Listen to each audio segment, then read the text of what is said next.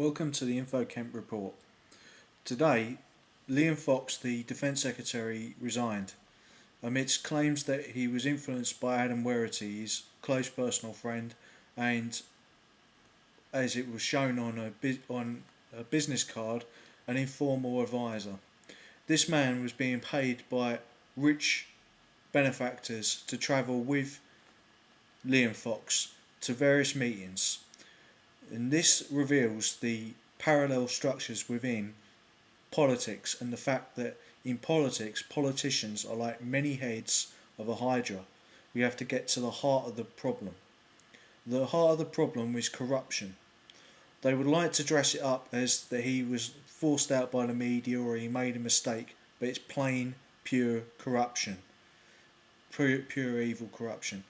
The fact that Adam Werrity has a relationship with Liam Fox or not is not the issue.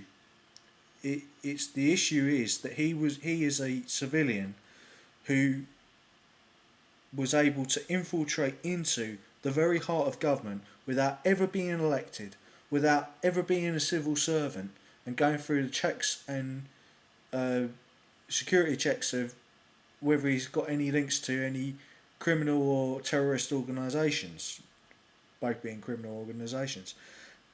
The fact that he sat in on meetings between Liam Fox and the general who is now in charge of the war in Afghanistan in Tampa Bay, Florida. These are extremely serious allegations. The fact that he sat in on an arms deal with the Israeli ambassador between Britain and various defence companies, with Britain being the go-between the defence companies and Israel. This also seems perfectly reasonable that countries should sell arms to each other, and they've used go-betweens like Victor Boot, who is now on trial in the US in a separate case to do with his role in an arms deal, which I'll explain later. But Liam Fox himself must have known that if he had had any intelligence in his mind or any intelligence on Adam Werrity, that this must have been going on. And since he was in the meetings with Adam Werrity, the problem is the parallel structures have exposed themselves. Daniel Koplinski, if I've said his name correctly, a passionate member of the Friends of Israel organisation, said he was sorry to see Liam Fox go. Now, I'm not jumping to an accusation here, but when so many pro-Israeli Tory MPs come out and say that it's a shame that Adam Werrity has to go and Liam Fox has to go, you have to start asking the question of whether that somebody has an influence over Adam Werrity from the Israeli lobby in Britain.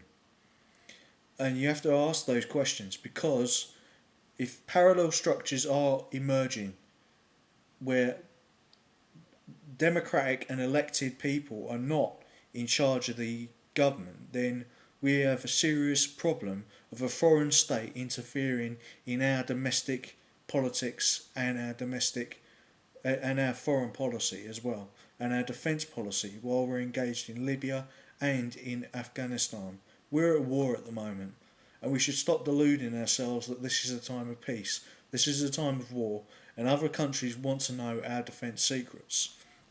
And now on to people such as Victor Boot, the Lord of War, who Nicolas Cage played in the movie, based on true stories about Victor Boot. He was set up by the FBI, who convinced him to meet them in Thailand. Now, that's not beyond imagination that they could have done this.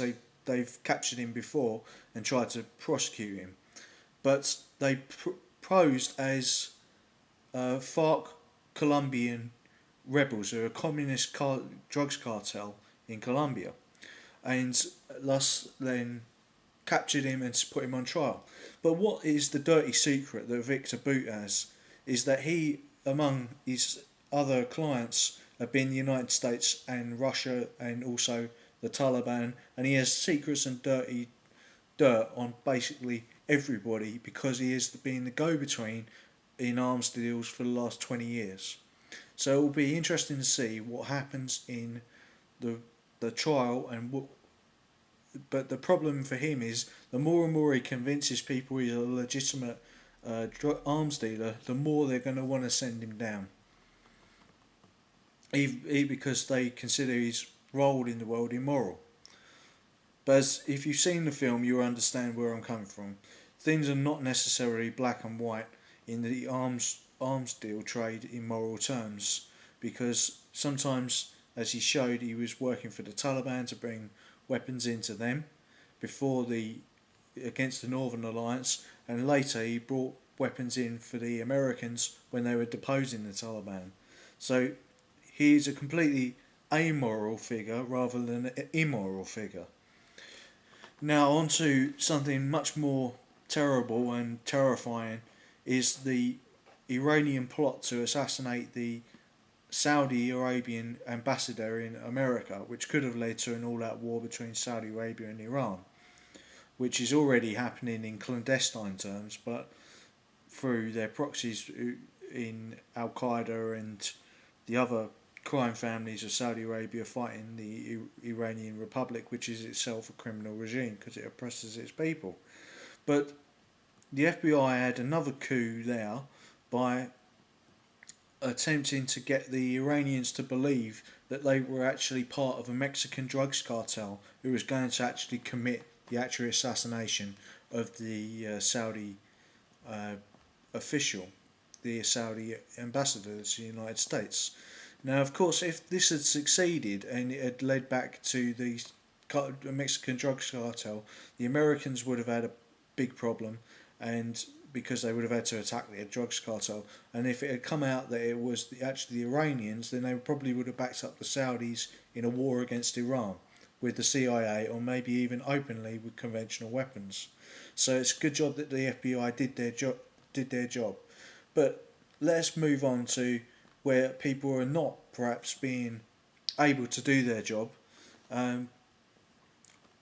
in regulation of criminal activity, and that is the Teflon Tony of Italy, Berlusconi. Berlusconi has done a deal with the Northern League, and which is a centre-right independence movement in the north of Italy, for the north of Italy to secede from the rest of Italy. But what brought this up as a political hand grenade in a room was that Silvio Berlusconi unconstitutionally refused to answer questions put to him by the President of Italy. He basically told the President of Italy to go fuck himself in more politically suitable language than I just used. But he's been asked to ask questions about his personal life, with him sleeping with 18-year-old prostitutes, and there's been numerous corruption trials involving Berlusconi. But he is a giant in Italian politics, and he's a very shrewd giant because he has used lawyers to make a secret deal where the government of Italy itself will not back up a bank in which the Northern League has voted for, as in put into place its accounts and investments, so that if the Northern League ever vote against Berlusconi, the bank and all their money will go down, and the Italian state won't do it. So if that's not state level corruption, what is? You know? So it's getting like the Bourne Identity out there. In many ways, it's very, very interesting news, but a very frightening world. So stay safe out there, and I'll keep you posted on further events. Thanks for listening, and subscribe to Infokemp channel.